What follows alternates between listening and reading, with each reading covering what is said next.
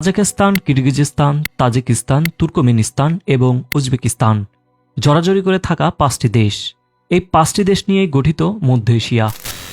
কাজাখস্তান কিরগিজস্তান হয়ে চীন পর্যন্ত বিস্তৃত এক সুদীর্ঘ পর্বতশ্রেণী, যার নাম তিয়ান শান পর্বতমালা। এই পর্বতমালার অবস্থান লক্ষ্য করলে বুঝবেন এটি চীন থেকে মধ্য এশিয়াকে আলাদা করে দিয়েছে। ফলে চীনের সাথে বাণিজ্য বারবারই বাধাগ্রস্ত হয়েছে। এছাড়া রুক্ষ জলবায়ুর কারণে পর্বতমালা সংলগ্ন এলাকা বসবাসেরও উপযোগী নয়। তাজিকিস্তান এবং কিরগিজস্তান জুড়ে রয়েছে পামির মালভূমি, যাকে অনেকে চেনেন পৃথিবীর ছাদ হিসেবে। অনুর্বরতার পাশাপাশি পামির মালভূমিতে জলের অভাবও প্রচণ্ড। শীতকালে নদীর জল বরফ হয়ে যায়, ফলে তাজিকিস্তানের জলবিদ্যুৎ প্রকল্পগুলো প্রায়শই বন্ধ থাকে। আরও উত্তরে যাই, যেখানে কাজাখস্তান শেষ হয়ে চীন এবং রাশিয়া শুরু, সেখানে আছে আলতাই পর্বতমালা এবং এই রুক্ষ এলাকাও উন্নয়নের অনুপযোগী।